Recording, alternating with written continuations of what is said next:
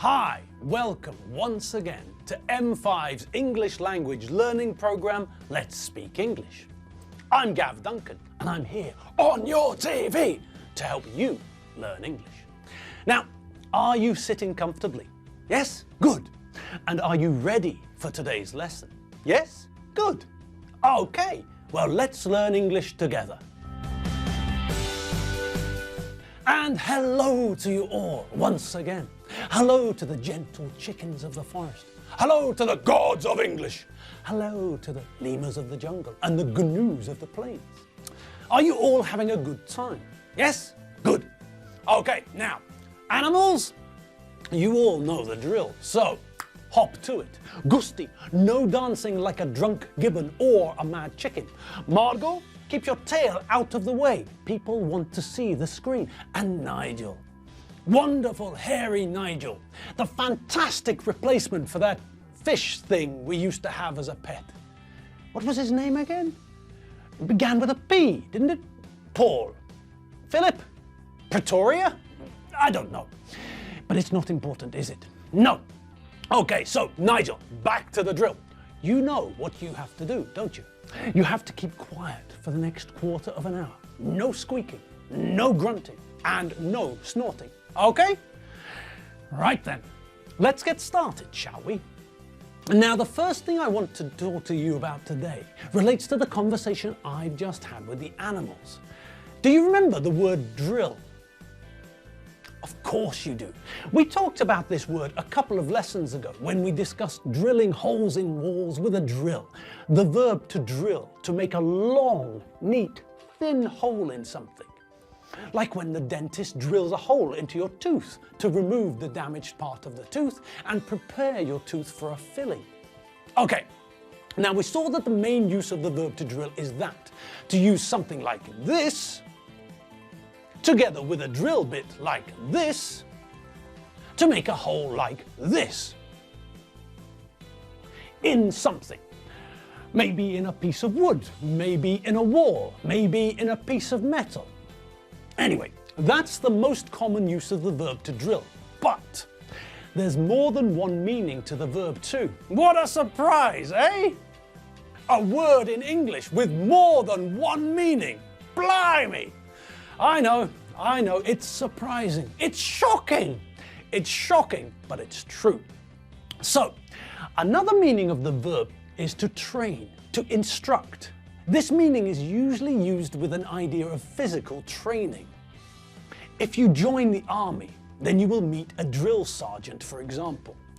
The drill sergeant's job is to train soldiers. But this isn't Rambo training, this isn't SAS training, this isn't hand-to-hand combat training like the training that Master Ken provides.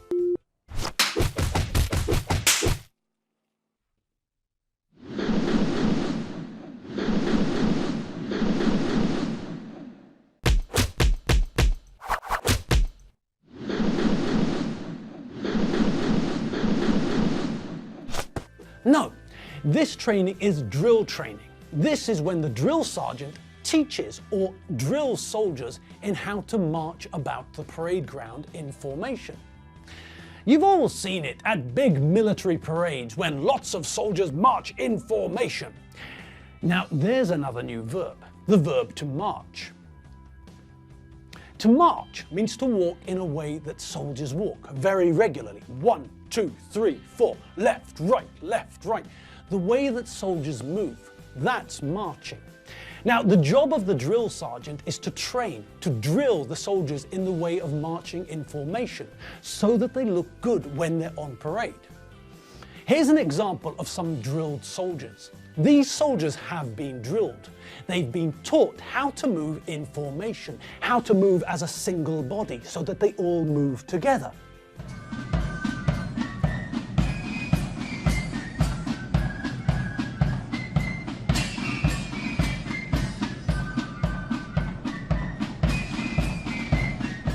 Okay, so that's one other meaning of the verb to drill, to train people, well, soldiers, how to do things like marching about together in a group, in formation. In North America, you can also see other people who learn drill formations in marching bands. These are the bands that you often see at half-time in American football matches. They've been drilled or taught how to march, just like the soldiers. But these bands march in formation while they're playing musical instruments. Bizarre.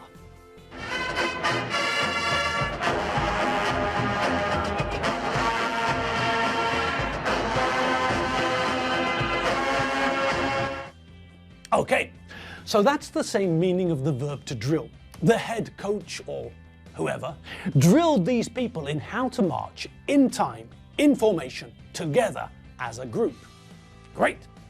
Now, the third meaning of the verb to drill, this is the one I want to tell you about today.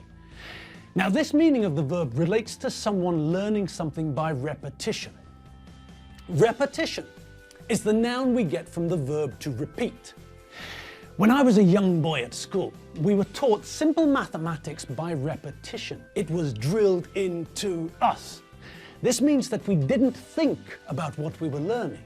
We just repeated what the teacher told us. It was a mental drill. The information was drilled into our heads when it was repeated again and again and again. Now, this technique of studying isn't so popular in schools now, but there is still one area where this method is practiced in schools: the fire drill. When you have a fire drill, you learn by repetition what to do, where to go, etc., etc. And the reason the school teachers drill this information into your head, repetition, repetition, repetition, is to make sure that when the fire bell rings, you automatically do what you should do without stopping to think. Now, this meaning of the verb to drill is connected to what I tell the animals at the start of the lesson. Animals, you know the drill. I'm using the noun from this, meaning the verb to drill, and I'm communicating that the animals know what I want them to do. I've told them repeatedly what they have to do when the lesson starts, and now, because they've heard it so many times, it's become fixed in their brains, and they know what to do without thinking. So, when I tell the animals, you know the drill, I'm telling them that we know what they have to do. That's all. They know the drill, and that's what we want them to do. Fantastic. And now, yes, you all know what's coming up next, don't you? That's right, Major Accident. What's coming up now is the exercise that we didn't manage to finish last time. The exercise with enough. Enough with nouns, enough with adjectives, and, as we saw last lesson, enough with verbs. Are you all ready? Are you sitting on the edge of your seat, geared up for the next bit? I hope so, because here it comes. Okay, now last lesson we finished number 7, didn't we? Number 7 was very similar to number 6, wasn't it? They both used enough with a verb, and it was the same verb too. We learnt that when we use enough with a verb, we put the verb first and follow with enough. Balint drinks enough water every day, for example. In the 2 sentences, we also had to deal with the fact that there was a negative involved. And because the verb was used in the present simple, we had to use the auxiliary verb to do, correctly conjugated, with the negative added, before we could add the main verb in the infinitive followed by enough. You do all remember that, don't you? Well, just in case, here's a little reminder. Trevor looks like a skeleton. He eat enough not. Trevor looks like a skeleton. He does not eat enough. Auxiliary verb to do, conjugated for the third person singular, does, with not added to show it's a negative idea, does not. Abbreviated, because we all prefer the short version, doesn't. Add the main verb in the infinitive, doesn't eat, and follow the main verb with enough. Trevor looks like a skeleton. He does not eat enough.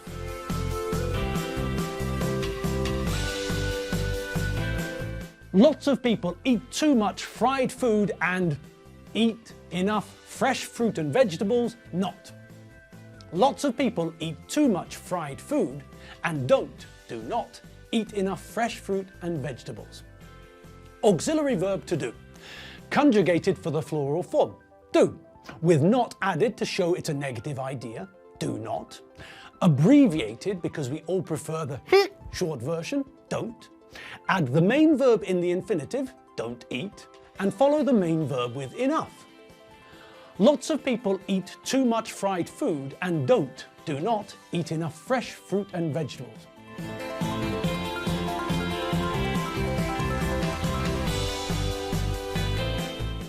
Great! And on we go to the next one. My car's top speed is 180 kilometers an hour. My car, enough fast to win a race against a bicycle, but enough quick not to win a race against a Formula 1 car.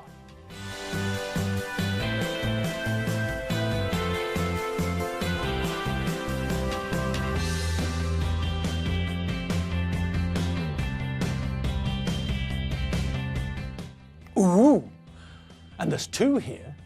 So let's have a look at the first one. What is the part of speech that we're using enough with? Is it a verb? No. Is it a noun? No. Well then, it must be an adjective. Yes, fast is an adjective. Okay, and what do we know about using enough with adjectives? That's right, the adjective comes first and we follow it with enough. Well, that's easy enough, isn't it? The first one is, my car is fast enough, blah, blah, blah. Good. My car is fast enough to win a race against a bicycle. Great. And what about the next part of the sentence? Which part of speech are we using enough with there? Well, would you look at that? The word we're using enough with here is the word quick. And quick is a synonym for fast. So that means that it's another adjective. Which means that we know we put quick first and follow it with enough. Simple, pimple. Ah, but hang on. There's a catch, isn't there? There's the word not, which means that this idea is negative. Okay, so what does that mean? What do we have to do now? Well, the sentence uses the verb to be. I am, you are, and he, she, and it, and my car is. But because we're using the negative with not, we have to decide whether to use isn't or it's not. They both mean the same thing, so it's up to us to choose. After that, all we have to do is decide how to finish the sentence. We're using enough with an adjective, quick, which means that we have to put the adjective first and then follow with enough. But it's not, it isn't, quick enough to win a race against a Formula 1 car.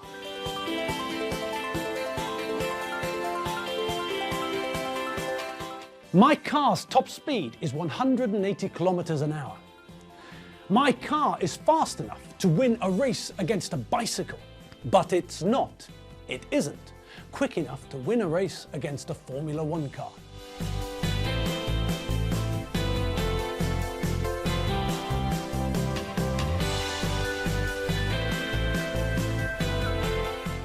Great, and oh blimey, we're out of time again.